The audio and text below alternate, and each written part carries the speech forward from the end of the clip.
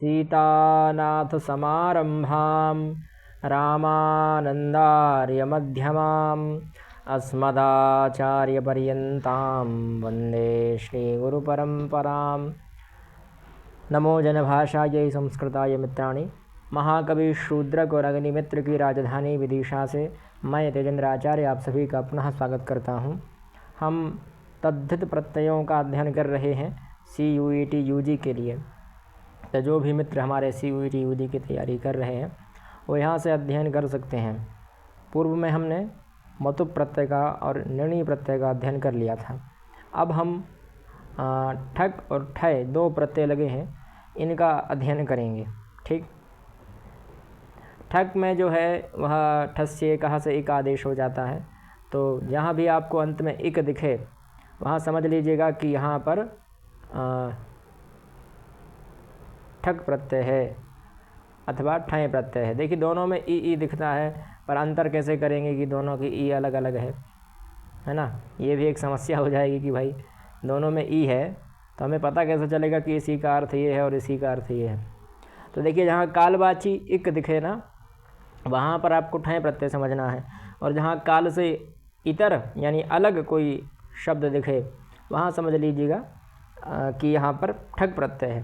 तो उदाहरणों से आपको स्पष्ट हो जाएगा। तो जहाँ भी आपको इक दिखे वहाँ समझ लीजिए कि ठक अथवा ठय प्रत्यय होगा।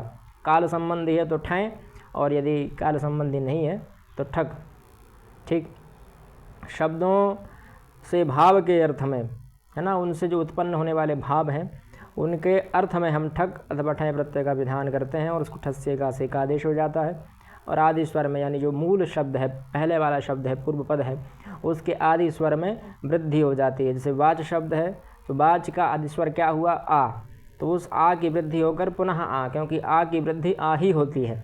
ठीक है, छोटा आ होता तो बड़ा आ हो जाता, तो इसलिए उसकी वृद्धि होकर वाच और आगे एक हो गया तो वाचिक रूप बन गया। उसी प्रकार से शरीर, यहाँ छोटा आ था, छोटे आ को बड़ा आ हो गया तो शारीरिक रूप बन गया। उसी प्रकार से धर्म, धर्म के छोटे आ को बड़ा आ को धार्मिक रूप बन गया, है ना। उसी प्रकार से कार्मिक, नागरिक, भौतिक और आध्यात्मिक, इस प्रकार के शब्द बनेंगे। तो यह सब ठक से बनेंगे। ठक में एक समझ लीजिएगा, ठक को एक ही हो जाएगा। फिर आते हैं ठय प्रत्यय पर। तो ठय का अर्थ है काल अथवा शब्द, है ना। काल अर्थवाची जो शब्द होते हैं उनमें लगता है, जैसे संवत्सर है, मास है, दिवस है, अयन है, इन सब जो भी शब्द हैं इन सभी शब्दों में लगेगा ठय। इनसे उत्पन्न होने वाले जो शब्द हैं। ठीक, जैसे इसमें भी यहाँ की संज्ञा हो जाएगी, ठा को ठस्य का से एक आदेश हो जाता है। जैसे काल शब्द है तो जो समय पर एक समय पर उत्पन्न होने वाला उसको हम कहेंगे कालिक, है ना, तात्कालिक, उसी समय। तो एक समय पर उत्पन्न काले भवम इति कालिकम, उसमें भी काला ठय, इस सूत्र से हम ठय प्रत्यय करेंगे। यहाँ की संज्ञा लोप, और ये सब करते रहिए। ठस्य का से का आदेश हो जाएगा। तद्देश चाम आदेश से आदि में वृद्धि हो जाएगी। इससे तिचा से अंत्या का लोप हो जाएगा, काल प्लस एक बचेगा, है ना। प्रातिपदिक संज्ञा होकर नपुंसक लिंग में कालिकम रूप बन जाएगा। उसी प्रकार से मास शब्द से मासिकम, संवत्सर से सांवात्सरिकम, है ना।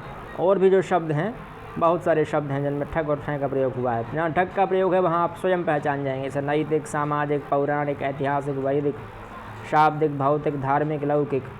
ठीक, यहाँ एक जगह ठन का प्रयोग है तो वो लौकिक शब्द में है। ठीक, लोक के ओ को औ आदेश हो गया, तो ठन हमें पढ़ना ही नहीं है, तो उससे दूर ही रहिए।